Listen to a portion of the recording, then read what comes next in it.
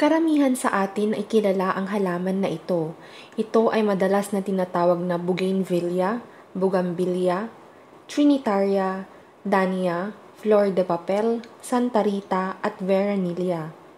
Meron itong mga bulaklak na may iba't ibang kulay tulad ng white, red, pink, purple at yellow. Ang bougainvillea ay isang uri ng halaman na may kaakit-akit na mga bulaklak at may matigas na puno.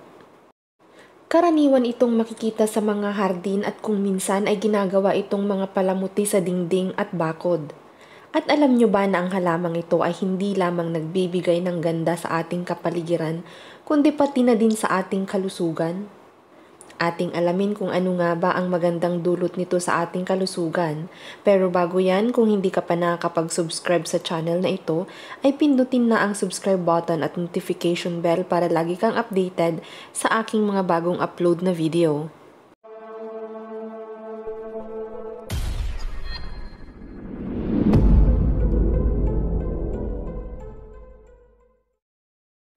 Ang halaman na ito ay nagmula o katutubo sa bansang Peru, Bolivia at Brazil at inilipat ito sa India noong 1860s kung saan ito ay mabilis na niyakap at kumalat sa mga hardin sa buong subkontinent. Hindi nagtagal at nalaman ng mga herbalista na ang halaman na ito, lalo na ang mga makukulay na bulaklak nito ay may mga benepisyo na nauugnay sa diabetic, pamamaga at marami pang ibang karamdaman.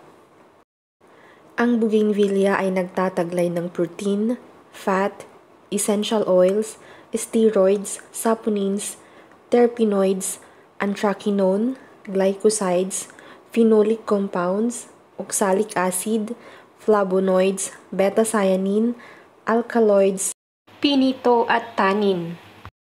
Narito ang ilan sa mga nakakagulat na benepisyo sa kalusugan ng bougainvillea. Mayaman sa antioxidant.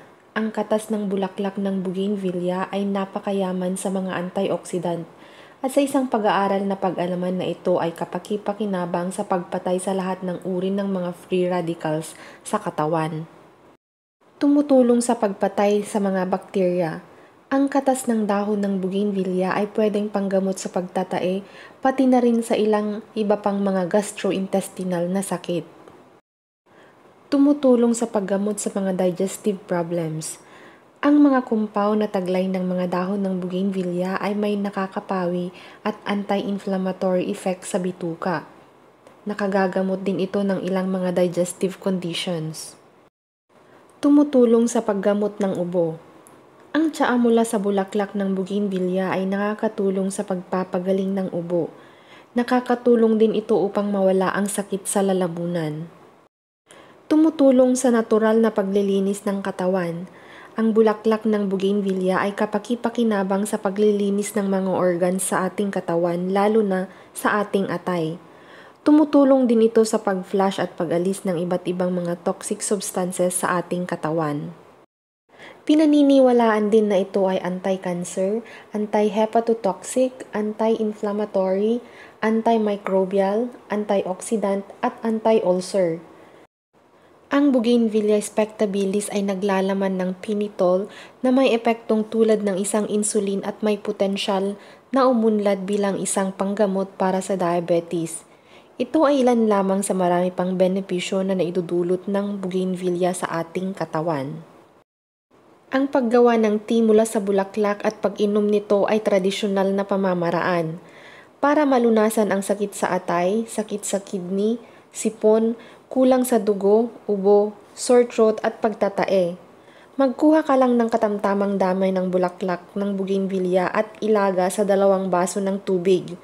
Inumin ito 2 times a day, umaga at hapon. Sa mga may sakit na hepatitis, magkuha lang ng ugat ng bougainvillea at ilaga sa 2 basong tubig. Inumin din ito 2 times a day.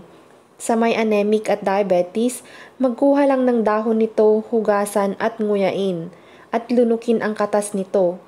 Maaari din ninyong ilaga ang bulaklak nito at inumin 3 times a day.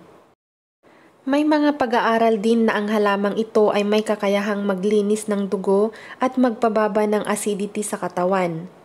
Kung halamang pampaganda lang naman sa ating hardin at panggamot sa sari-saring karamdaman ay wala nang tatalo sa bougainvillea.